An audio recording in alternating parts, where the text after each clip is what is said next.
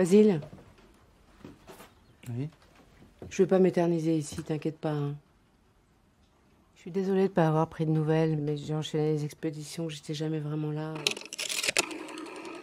Je dirais un conte spirituel sur l'humanité. Je dirais aussi une dramédie sur la mort.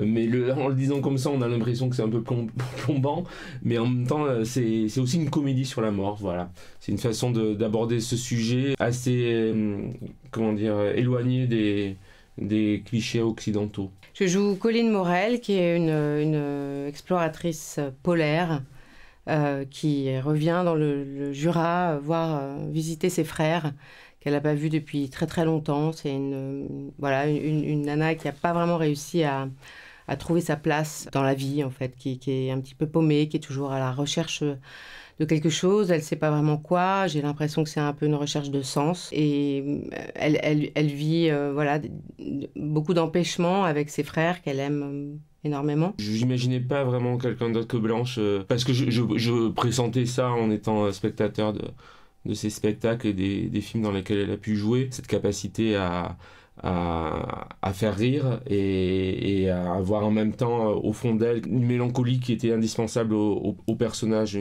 voilà. Et je pense qu'à partir du moment où Blanche a accepté le rôle, je trouve qu'il y avait quelque chose qui était posé, comme s'il y avait une grande partie du travail qui était fait et qu'on pouvait se concentrer sur l'essentiel. La personnalité de Blanche était indispensable pour poser le personnage. Je crois que pour traiter d'un tel sujet et que ce personnage de Colline Morel porté par Blanche puisse pleinement exister, il fallait en passer par le rire. Comme si le rire permettait de se débarrasser du superflu, quoi, en fait. On rit des échecs, en fait, de Colline. On rit du fait qu'elle n'y arrive pas dans cette vie-là. Le premier degré de la gravité, on ne peut pas s'y tenir très longtemps sans sortir de la vérité de la vie elle-même, en fait. Du coup, en fait, c'est par ce déplacement, par le rire qu'on retourne un petit peu vers une vérité de notre humanité. On est des toutes petites choses, hein, quand même.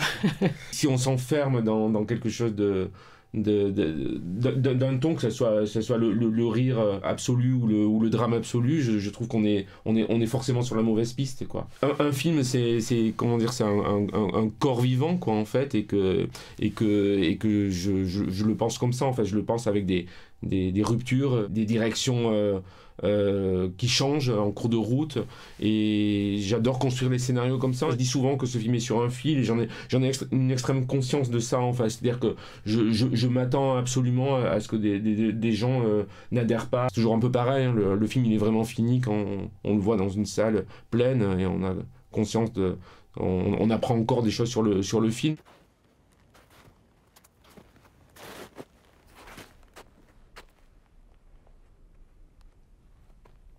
Tăceahi Paul Meri, Vittoin la Suisse. Magarin Simati la Suisse. Sillä Slingaatana Pittu sama juttu. Sikin äkki otteppo. Nennis tamam seripput. Ila. Quand la question de ce sujet de la représentation de la mort au cinéma s'est posée, je me suis dit que le seul territoire qui pouvait accepter cette histoire était le Groenland.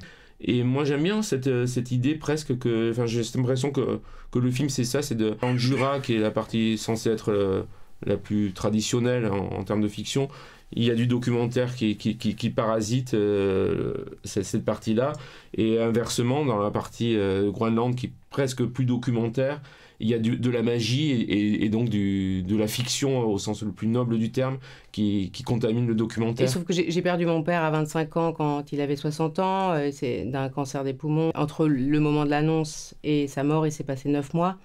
Donc c'était assez fulgurant.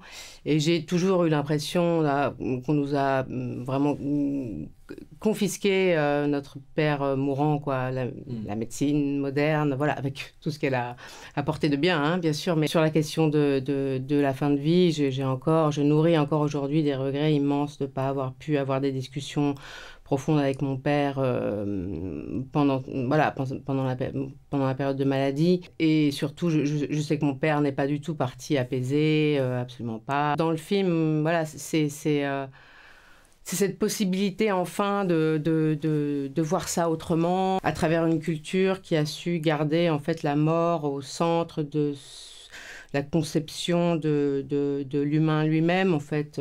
Comme tout est vu dans le sens de la communauté, il y a une prise en charge de la communauté, de tout ce qui est vécu par nous occidentaux comme négatif, du côté des problèmes à résoudre. Ce sont des animistes, donc l'âme part rejoindre le grand...